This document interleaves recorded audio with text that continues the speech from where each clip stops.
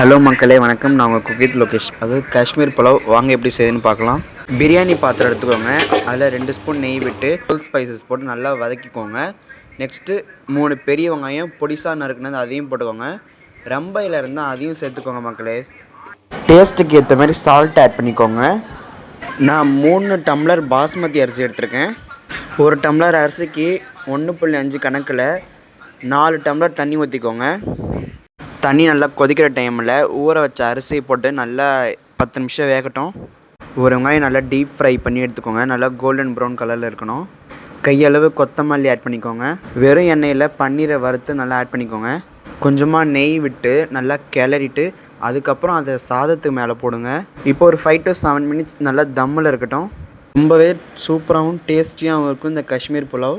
ஒரு வாட்டி செஞ்சிட்டிங்கன்னா திரும்பி திரும்பி செய்ய தோணும். தம்மிலேருந்து எடுத்தோடனே ஒரு 2 ஸ்பூன் நெய் ஆட் பண்ணி நல்லா கிளறி விடுங்க. அவ்வளோதாங்க, நம்ம காஷ்மீர் புலாவ் ரெடி ஆகிடுச்சு.